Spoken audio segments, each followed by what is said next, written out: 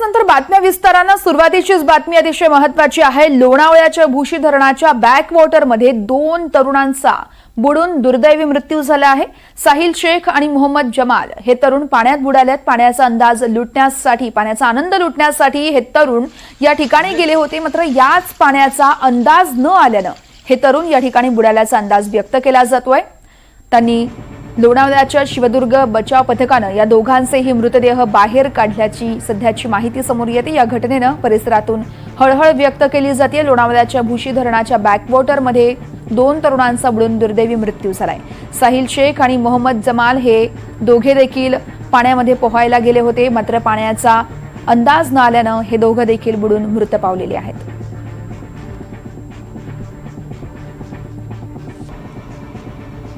तर ही 2 दृश्य आपण बघत आहोत। भुशी धरणाच्या बॅकवॉटरमध्ये बुडून दोघांचा मृत्यू झाला। तर तिकडे छत्रपती संभाजीनगरच्या आगलावे गेवराईत देखील अशीच घटना घडली आहे। शेततळ्यामध्ये बुडून 2 भावांचा मृत्यू झालेला आहे। ते दोघं मासे पकडण्यासाठी गेले होते आणि त्याच वेळेस ही दुर्घटना घडली आहे। सतीश आगळे, गौरव आगळे या 2 भावांचा मृत्यू झालेला आहे। शेततळ्यामध्ये मासे पकडत असतानाच जाळीत पाय अडकला आणि ते दोघंही पाण्यात पडले।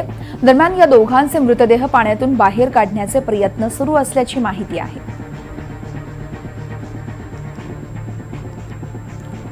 तर या संदर्भातले अपडेट्स देत आहेत लोणावळ्यातून आमचे प्रतिनिधी सूरज कसबे आहेत आपल्यासोबत। सूरज, आपण पाहतोय भुशी धरणाच्या बॅकवॉटरमध्ये 2 तरुणांचा दुर्दैवी मृत्यू झालाय, काय अपडेट आहेत आत्ताचे?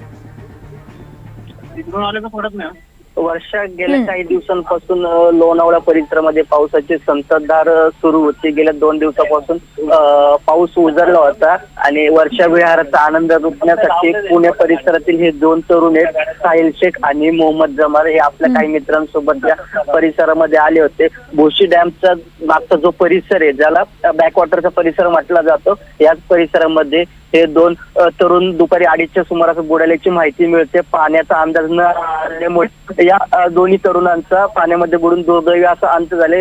एक महत्वाची बाब म्हणावी लागेल, मागील वर्षी सुद्धा या परिसरामध्ये एक कुटुंब पाण्यामध्ये बुडून मृत्युमुखी पडलं सुद्धा होतं। तरी सुद्धा प्रशासनाकडून कुठल्याही प्रकारची सुरक्षा या ठिकाणी वाढवण्यात आली नसल्याची माहिती मिळते। वारंवार प्रशासन सूचना करते, तरी सुद्धा पर्यटक या परिसरामध्ये जाताना दिसत। त्यामुळे एकूणच काय खबरदारीच्या उपाययोजना म्हणून आता तरी प्रशासन या संदर्भात काय कारवाई करणार का, ठोस भूमिका घेणार का, हे पाहणं देखील आता तितकंच महत्वाचं असणार आहे। सूरज, धन्यवाद आपण दिलेल्या या सविस्तर माहितीसाठी।